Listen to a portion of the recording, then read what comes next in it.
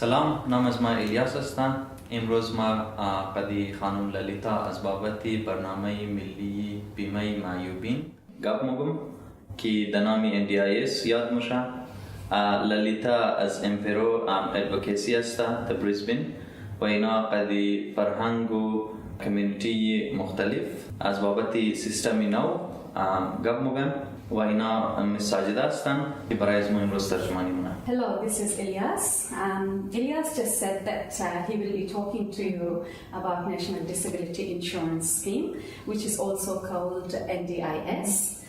Lalita works for Empire Advocacy in Brisbane and works with multicultural communities to help them know about this new system. And I'm Sajida. I will be the interpreter for today. Hello, Elias, and hello, Sajida.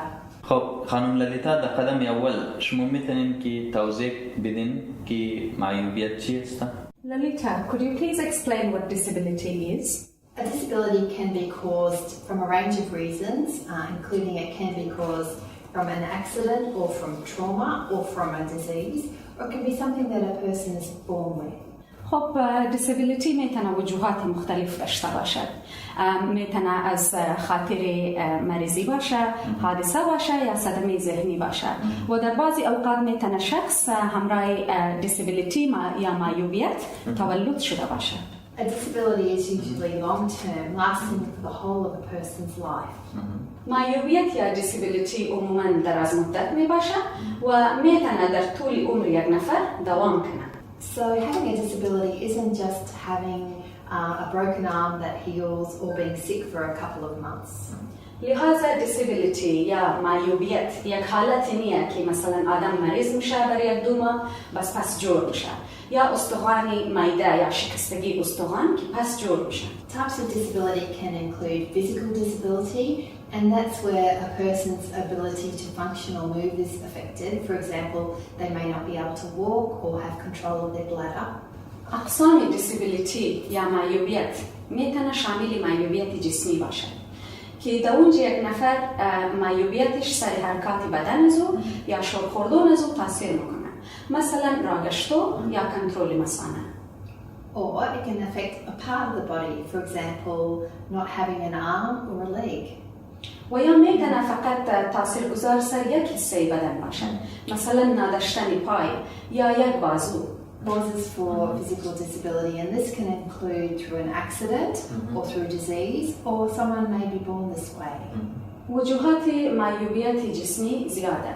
امکان داره یک شخص امو رقم تولد شده باشه یا به خاطر کدام حادثه یا مریضی برایش معیوبیت پیش آمده باشه.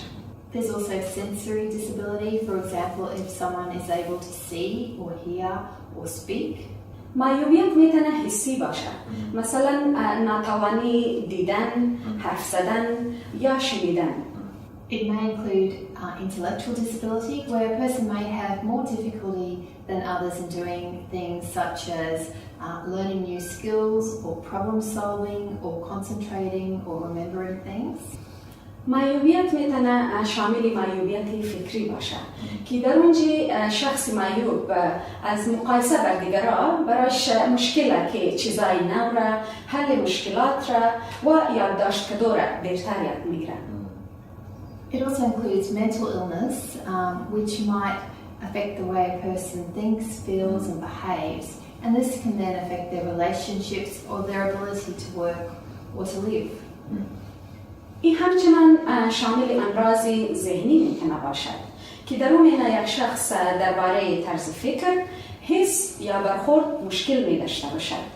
باز این سر زندگی روزمره ازو تاثیرگذار میشه، مثلا سر ارتباطات اجتماعی، کار کردن و زندگی کردن ازو.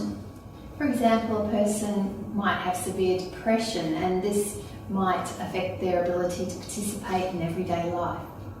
مثلا یک شخص امکان داره افسردگی شدید داشته باشد که او سر قابلیت شرکت کردن ازو در زندگی روزمره جمعیت تاثیرگذار میشه. A brain injury or disease can affect the way a person thinks, speaks or walks. زخم مغزی و مریضی که میتونه سر فکر، گپ زدن یا حرکت کردن یک شخص تاثیر بکنه. A person can be born this way or develop the disability later in life, for example through an accident or a trauma, such as a big impact to the head. مردم میتونه امو رقم تولد شده باشه یا امکان داره در زندگی آینده معیوبیت برایش پیش بیاید به خاطر یک حادثه یا به خاطر یک ضربه خیلی کلان روی سرش. And autism is not a common disability that starts in childhood. و اوتیزم یک دیگه معیوبیت عمومیه که در طفولیت برای یک شخص پیدا میشه. In Australia, people with disability have the same rights as everybody else in the community does. در استرالیا مردم معیوب در کمیونیتی مثل نفرای دیگه یک رقم حقوق و اجازه دیگه چیزا را دارن. For example, they have the right to be treated fairly, to work, to learn and to live where they choose and to live the life they choose. مثلا اونا حق دارن که قد از اونا عادلانه برخورد شوه، اونا چیزای نو را یاد بگیرن، کار بکنن، انتخاب بتنن که در کجا و چطور میخواین زندگی بکنن. خانم للیتا شما میتونین که مرکم از بابت National Disability Insurance Scheme یعنی برنامه ملی بیمه معیوبین بگین؟ So Lalita, Elias just said that if you could please tell him a little bit more about the National Disability Insurance Scheme. Yes, so the National Disability Insurance Scheme is called the NDIS and it's a new system of disability to help people get the support they need around Australia. National Disability Insurance Scheme یا طرح ملی بیمه معیوبین که به نام NDIS هم یاد میشه یک راه جدید برای مردم معیوبه تا که اونا امو مواظبت و کمکی لازم دارن داشته باشن. It's a free national system so it will cover all people with disability in Australia.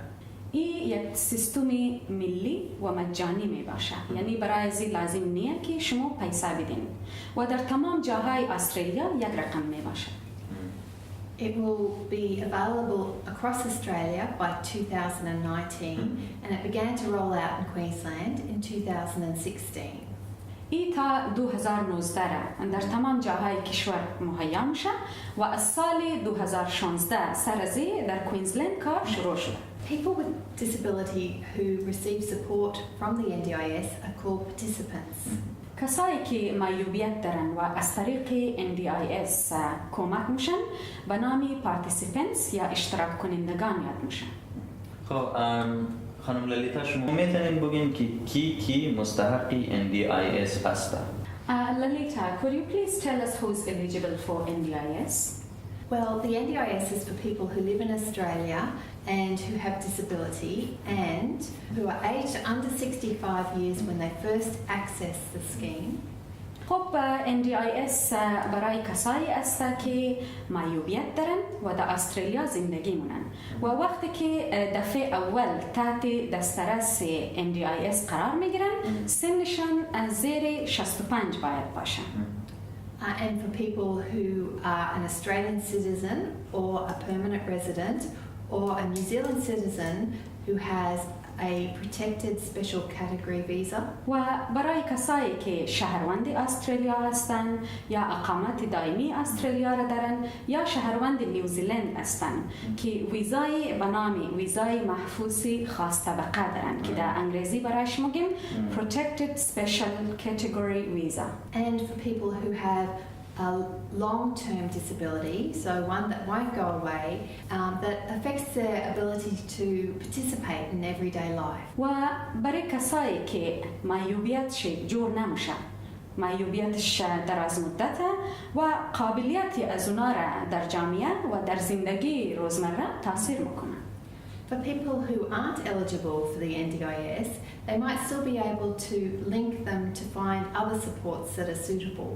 و او کسایی که شامل NDIS نمیشه NDIS امکان داره اونا را مراجعه بکنه در ادارات مربوطه و مناسب دیگه.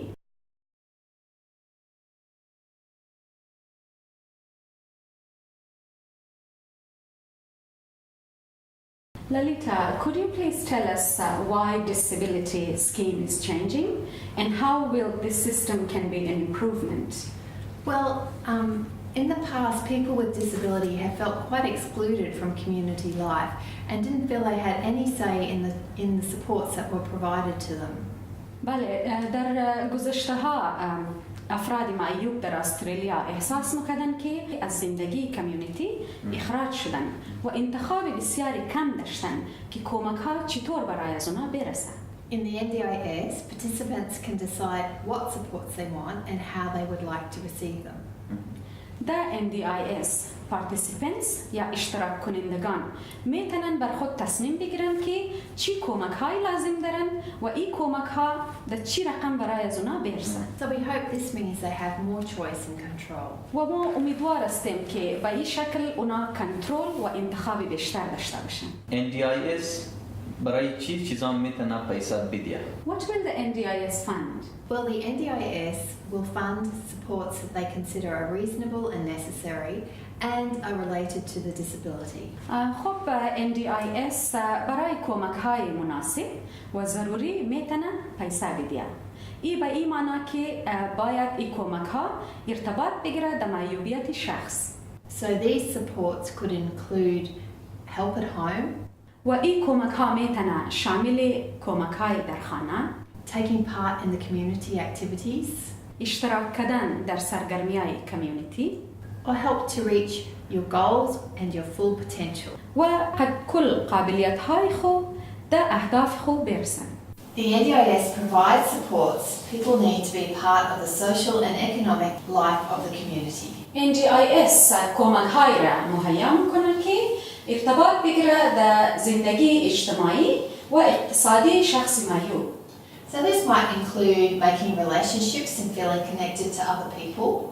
این میتونه شامل اهدافی باشد که شخص بتونه ارتباط بگیره در کمیونیتی و احساس وابستگی بکنه. You know, being with family and friends. و بتونه همراه دوستا و فامیلشان باشه. Joining in community and social activities, and this might include leisure activities. بتونن اشتراک بکنن در کمیونیتی و سرگرمی‌های جامعه به شمول سرگرمی‌های تفریحی. Support to travel to and attend school or university or other sorts of training. کمک داشته باشن تا در مکتب برن، در دانشگاه یا یک رقم ترینینگ های دیگه. General daily living tasks, so that might be things like decision making, paying bills or problem solving. کارهای روزمره دیگر مثلا تصمیم گرفتن، بلا را پرداخت کردن و حل مشکلات و غیره. Communicating and understanding others. همراه دیگران ارتباط گرفتن و دیگران را فهمیدن. Help with mobility, for example, moving around your home and your community. در حرکتشان کمک داشته باشن، مثلا حرکت در بین خانهشان و در کمیونیتیشان. Or getting aids and equipment to help you to do this, like a cane or a wheelchair or a scooter. و وسایلی داشته باشن که در این حرکات اونا را کمک بتنن، مثلا تیاغ، چوکی چرخی یا ویلچر یا سکوتر و غیره. ضرورتهای نگهداری خودشان مثلا لباس پوشیدن، حمام کردن و غیره. And other activities at home, for example, meal preparation or help with cleaning your house. و دیگه سرگرمی‌های خانه مثلا غذا درست کردن یا پاککاری خانه و غیره. And employment support, that might be finding or keeping a job. و در غیر از او کمک برای وظیفه داشتن که این به این معنا میتونه شونه که اونا کمک بکنن تا برای از اونا کار پیدا شود. خب خانم للیتا شما میتونین بگین که NDIS برای چی چیزا نمیتونه که پیسه بده؟ Lalita, what sorts of things NDIS won't fund? Well, the NDIS won't fund anything that's not related to the disability. خب NDIS برای از اون چیزایی که مربوط به معیوبیت شخص نمیشه نمیتونه پیسه بده. They won't fund day-to-day living expenses, for example, clothing or your rent or your groceries. اونا نمیتونن برای مصارف روزمره پیسه بده، مثلا برای خریدن لباس، کرایه خانه یا سودا خریدن روزمره. And they won't fund anything that should be funded by another department, for example, the health department or the education department or the housing department. و اونا برای از او چیزا هم نمیتونن پیسه بدین که ادارات دیگه مثلا اداره تحصیلی، اداره صحی یا اداره هاوسینگ یا اونایی که خانه میدین در واسه از اونا پیسه میگیرن. And they won't fund anything that might harm the participant or other people. و اونا برای از او چیزا هم نمیتونن بودجه یا پیسه بدین که ضرر برای شخص باشه، یعنی اشتراک کنندگان یا برای کسای دیگه. برای زوستو که معیوبیت دارن چه رقم کمک‌های مختلف میسر هستن و اگر هستن اونا چیه؟ Are there different sorts of assistance available for kids with disability? If there are, what sorts are they? The NDIS will provide early support for children with disability. NDIS کمک ابتدایی برای اطفال که معیوبیت دارن مهیا میکنن. These early supports might help reduce the long-term effect of the disability on the child and then on their family. و این کمک ابتدایی میتونه یک کم جلوگیری کنه از معیوبیت طفل سر طفل و سر فامیل از اونا. So this might include therapies, for example, physiotherapy or speech therapy or occupational therapy. این میتونه شامل علاجای مختلف باشد.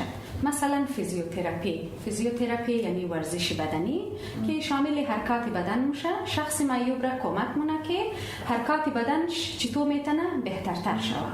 و در غیر از او سپیچ تراپی یعنی علاج حرف زدن بهتر که شخصی که حرف زدو برایش مشکله میتونه اون کمک شوه که حرف زدن به خوبی بتونن انجام بدن.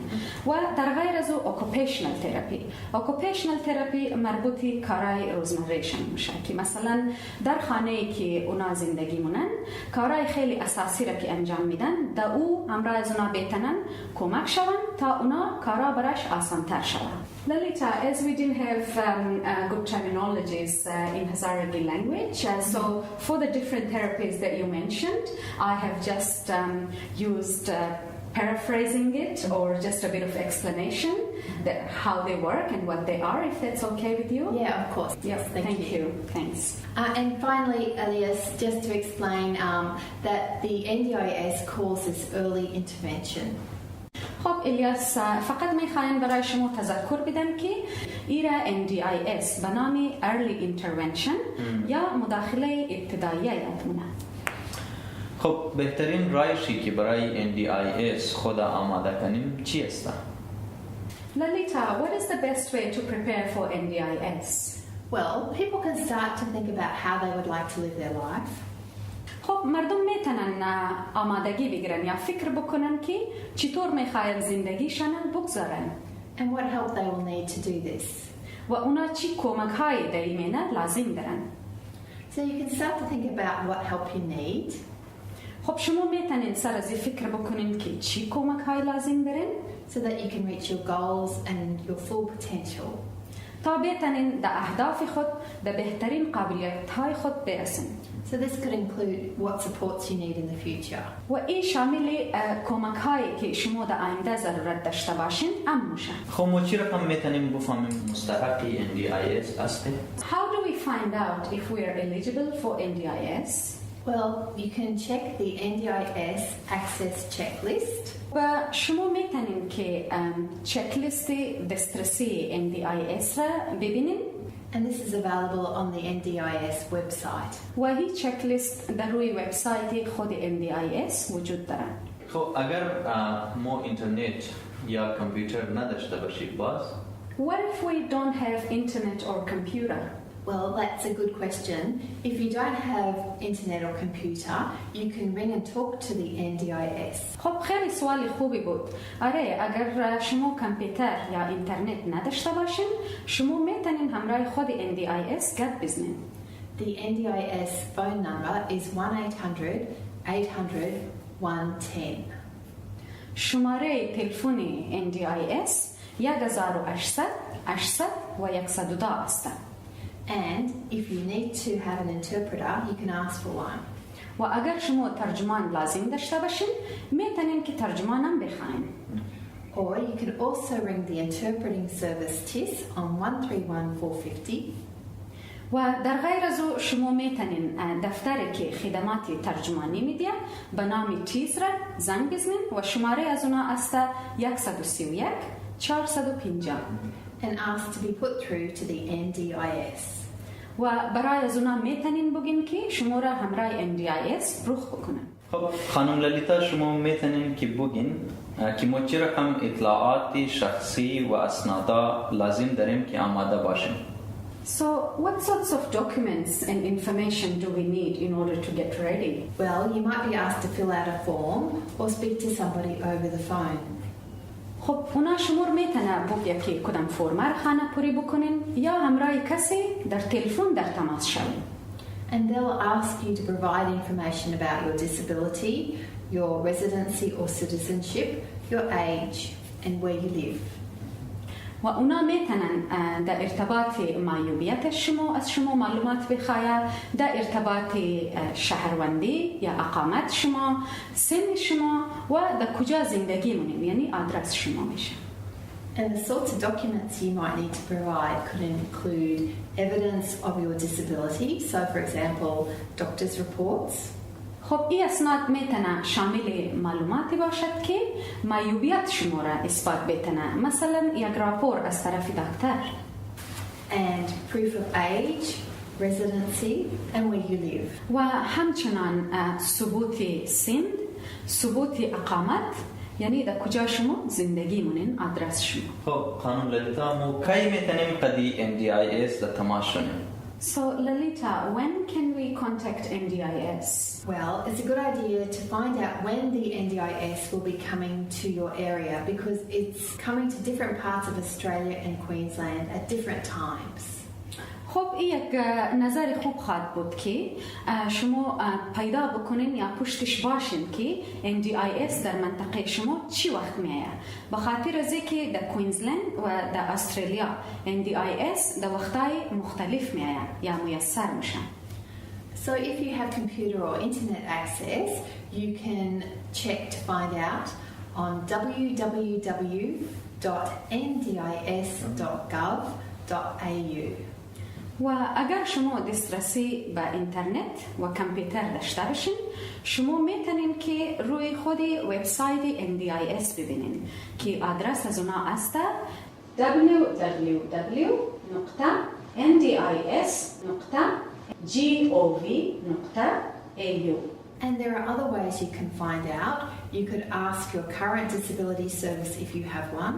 و دیگر رایشی است که شما میتونین امو اداره که فعلا شما را خدمات معیوبیت میدید از اونا بپرسین. Or you can ring the NDIS to find out on 1-800-800-110 or through TIS on 131-450 and ask to be put through to the NDIS.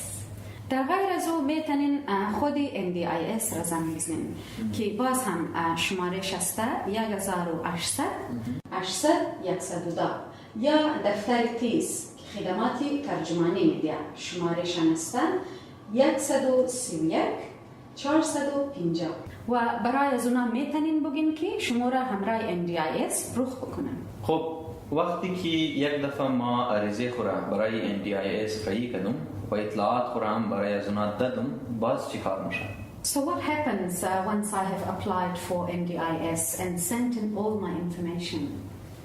Yeah, well, the NDIS will contact you after they have your information and tell you if they think they can provide support to you. خب وقتی که شما تمام اطلاعات یا معلومات خود برای NDIS رای کردین، اونا همراه شما در تماس میشن و شما میگه که آیا برای شما کمک میتونه یا نه. It's important to think about what supports you'd like before the meeting with the NDIS. و این بسیار مهم است که شما پیش از پیش فکر بکنین که چی کمک های لازم دارین پیش از اینکه ملاقات داشته باشین همراه NDIS. This is called pre-planning. این به نام برنامه‌ریزی پیش از پیش یا pre-planning یاد میشه. It's a good idea to get help to do this if you're unsure. و این هم یک نظر خوب خواهد بود که شما از کسی دیگه کمک بگیرین اگر خودون شما خبر ندارین. And you can ask the NDIS where to get this help in your area if you're not quite sure. و و اگر شما خودشون خبر نداشتین شما میتونین از خود NDIS کمک بگیرین که این رقم کمک در منطقه شما در کجا میسر است. Then the NDIS will meet with you or have a conversation over the phone. و بعد NDIS همراه شما ملاقات منه یا در تلفن همراهشون گپ میزنن. You can have a meeting at your home if that's easier for you, and you can also have an interpreter for this meeting. شما میتونین این ملاقات را در خانه خود داشته باشین اگر امیرا برایشون آسان تره و همچنان شما میتونین ترجمان داشته باشین برای از این ملاقات. The NDIS will speak to you to understand what your needs and goals are. NDIS همراه شما گپ میزنه تا بفهمه که ضرورتای شما و اهداف شما چیه And what supports you have now and how they can support you. و اونا میخواین بفهمن که فعلا کدام کمک های را دارین و در آینده چی کمک های لازم دارین. The NDIS will work with you to make your first plan. NDIS همراه شما کمک منه تا برنامه اولیه یا پلان اولیه را همراه شما ترتیب بده یا جور کنه. You can invite other people to help you to make this plan. شما میتونین از کسای دیگر دعوت بکنین تا این پلان یا برنامه را شما کمک کنه که جور بکنه. And you can ask for an interpreter or to have materials translated if you need these for these conversations. شما میتونین که ترجمان بخواین. تمام مواد میتونه برای شما ترجمه شود. اگر برای از گفتگو یا ملاقات شما او مواد را در زبان خود لازم داشته باشین. خب فامیلای از اون نفرا که معیوبیت دارن اونا چه رقم شامل میشن؟ What about the families of people with disability? How they can be included? Well, the role of families is very important. نقش فامیل ها بسیار زیاد مهمه. The NDIS understands that people with disability may want help from their family to make informed decisions. NDIS درک کنه که مردمی که معیوبیت دارن از طرف فامیل های خود کمک زیاد لازم دارن تا تصمیمای آگاهانه بگیرن. So the NDIS will value their views, knowledge and experience. و NDIS در نظریه از اونا، در تجربه از اونا و علم از اونا خیلی زیاد اهمیت میدیم. People with disability can invite family and other supporters to help them with the NDIS planning process. نفرای معیوب میتونه از کسای دیگر دعوت بکنه از مثلا فامیل و دوستای خو تا بیان همراه از اونا کمک بکنن برای از برنامه ریزی یا پروسه پلانینگ. The NDIS will think about ways to assist family to give ongoing support. NDIS کوشش میکنه که در راههای فکر بکنه تا فامیل را خوبتر کمک بتنه و کمکی دوامدار بتنه. And they'll try to understand the family's role when making the plan. و اونا میخواین بفهمن، کوشش میکنن بفهمن که نقش فامیل چیه در برنامه ریزی یا پلان سازی. Including the supports they provide, other responsibilities they have and their own life goals. با شمول کمک هایی که اونا میدین، مسئولیت هایی که در بابت دارن و اهداف زندگی خود شخص. خب بسیار زیاد تشکر خانم للیتا، شما بلا شبه مرا بسیار زیاد اطلاعات دادن که ما از بابت چی فکر کنم. Okay, thank you Lalita. You have certainly given me a lot of information to think about. Well, thank you, Elias, and also thank you, Sajida, for all your interpreting work today. Thank you. خب تشکر برای توقیدو و برای فعلا خداحافظ. Thank you so much for watching and goodbye for now. یادتون باشه که این ویدیو برای اطلاعات عمومی از بابت NDIS بوده. در آینده میتونه که تغییرات بیاید و شما میتونین قد NDIS در شماره 1800 110 در تماس کنین و شما میتونین قد تیز در 13 14 50 در تماس کنین و شما میتونین در وبسایت NDIS برین برای اطلاعاتی بیشتر.